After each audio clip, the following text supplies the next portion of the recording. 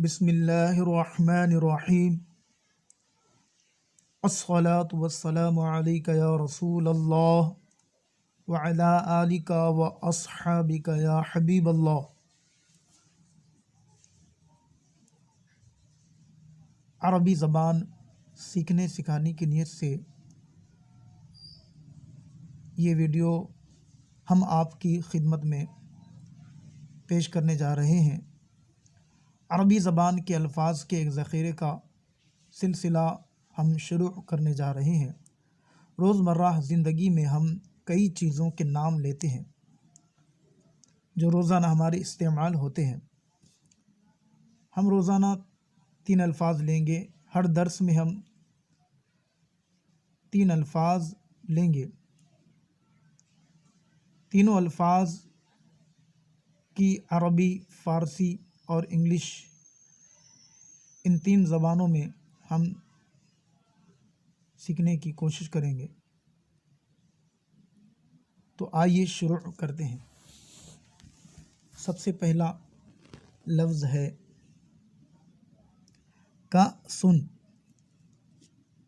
کأسٌ، کأسٌ،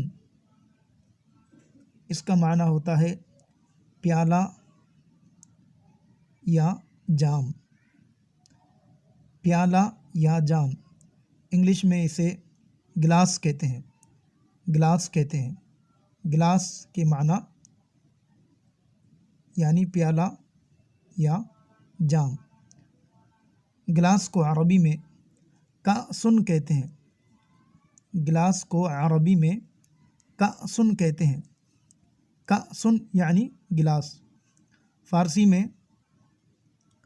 لیوان، لیوان، لیوان یا جام کہتے ہیں۔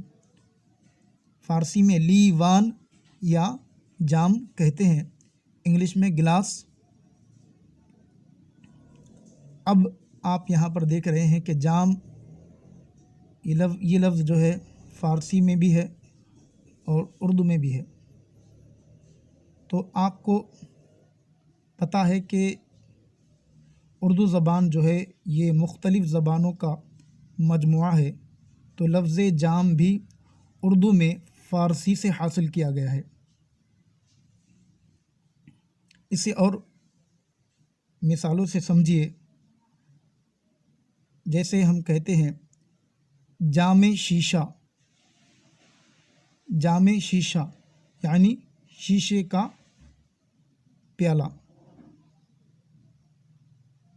جام شیشہ، شیشے کا پیالہ۔ جام گل یعنی مٹی کا پیالہ۔ جام گل یعنی مٹی کا پیالہ۔ گل کے معنی مٹی، جام گل مٹی کا پیالہ۔ دوسرا لفظ ہے ابریق۔ ابریقن، ابریقن،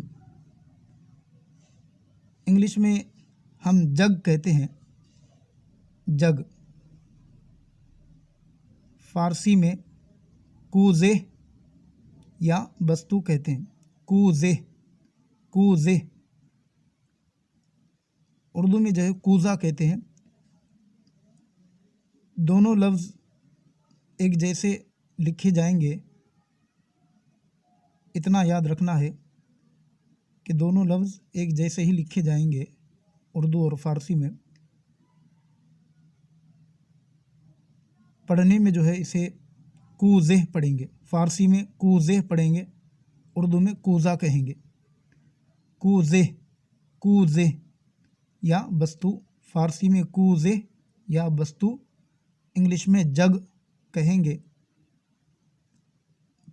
جگ کو عربی میں ابریقن کہتے ہیں۔ ابریقن یعنی جگ۔ تیسرا لفظ ہے کوبن۔ کوبن، کوبن یعنی پیالی، انگلش میں کپ کہتے ہیں۔ فارسی میں فنجان، فنجان، فنجان کپ کو فارسی میں فنجان کہتے ہیں، عربی میں کوبن کہتے ہیں۔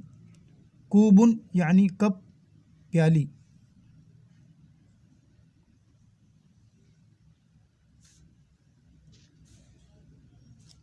اگر کہیں غلطی ہو تو ہماری اصلاح فرمائے۔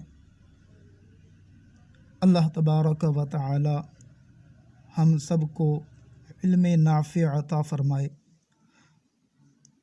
آمین بجاہ النبی الامین صلی اللہ تعالی علیہ وآلہ وسلم۔